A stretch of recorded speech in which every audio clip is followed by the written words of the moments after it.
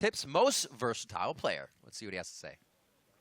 Thank you very much, Riv. I'm here with Gate. So, first of all, incredible game for you guys. You've now won in 2 roles in the same weekend on the LCS. Also, you've won in 3 roles lifetime in the LCS, which is one of very few players not named Hyde to do that. So, very impressive. Talk to me about sort of that transition, having to just do what needs to be done for your team.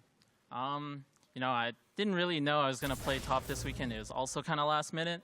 I was just hoping that I could get a comfortable champion, and actually Gangplank is my most played right now, so I was really happy to get that.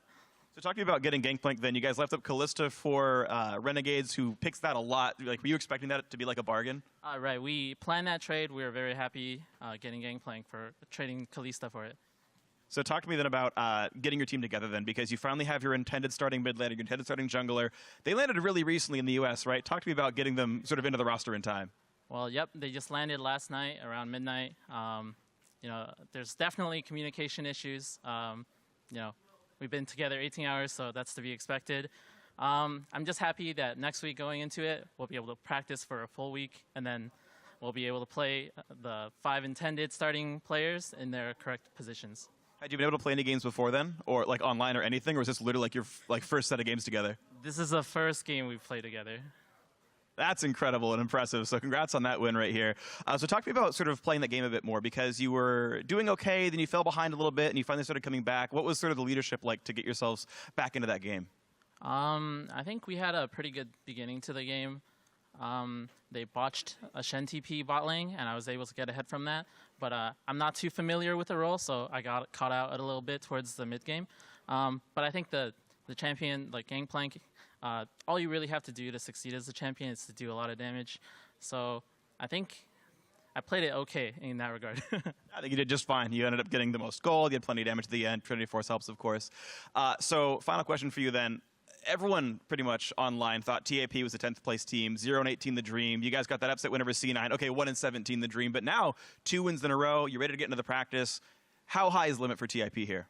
I have very high expectations for our new Korean imports. I know some people might be a little skeptical from our start, but I would just like to say, like, the first week we really didn't get much practice in for an LCS team.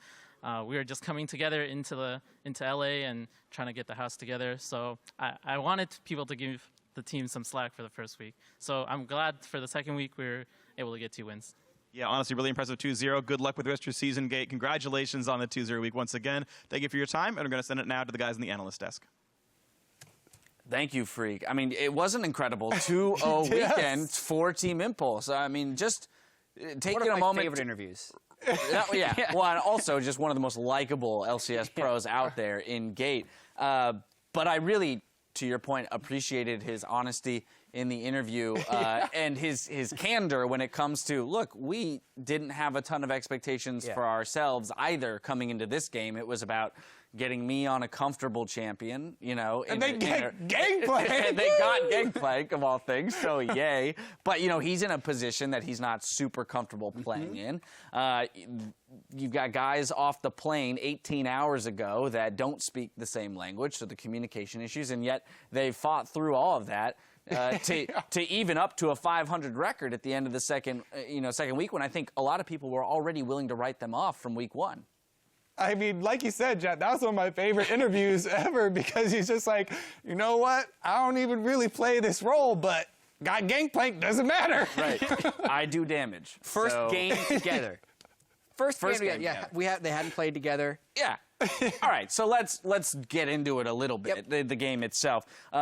You know, if we go through chronologically, you have something you want to say? No, yeah, let's go through it chronologically. Yeah, let's go through it chronologically. Champ Select, we did that. They've got the Gangplank. They gave over the Kalista, which other teams had been willing to ban out. And this is kind of important. You know, how did they get the Gangplank? It's because of this thing everyone keeps talking about, oh, Renegades, they rely so heavily on Remilia to initiate. They need Kalista so that it enables Remilia to do the initiation. And all the teams are banning out all these support champions against Renegades, so Remy's champion pool has been clamped in the past, and so they saw Kalista up, and they're like, Kalista, we need to grab that. That's how Impulse were able to get Gangplank in the first place. And even though it didn't necessarily play like a well-oiled poke composition, this is the first poke composition we saw win all day, and it's against the team that really has a giant weakness in their ability to initiate. So I think if you're game planning to beat Renegades, pick a poke comp. Corki, Varus, all those things, really tremendous. Even the Nidalee jungle finally worked. Even though it's not like it was beautifully played, there was a numerous number. There was a There were numerous a lot number. of jumps in. It's that such were a large questionable. number. But because Renegades... So many of the numbers. Nobody knows. It's just it's numerous. But seriously, There were Renegades, a fair number. Yeah, Renegades made one good initiation, and then there were numerous numbers of poor initiation. Well, okay, so wait, We are derailing so hard. do we have the replay of where Renegades literally came from four? ask No, well, that we Four had directions. we had that replay, but we tossed it because they didn't win. Yeah, that was their good initiate. But that was their good initiative. They And literally and came from did, four sides. But it did show that the Fates call was the beginning of that initiation. So it kind of does call into question what Renegades is going to do without that Fates call, and they didn't even win here. If we work our way through the game, though, top lane, Crumbs, easy opportunity to return for the gank, blows the flash. man. Comes back a second time, doesn't end up going in, and then never returns. So Gate getting a little bit of a free pass there in the top lane. And then you look down to the bottom side with this TP advantage that RF has because of that blown flash early and having to TP back to lane. TP's bot for a 4v3, and they get nothing out of it yet again. And so the early game was definitely a struggle for Renegades to try and establish too much of a lead.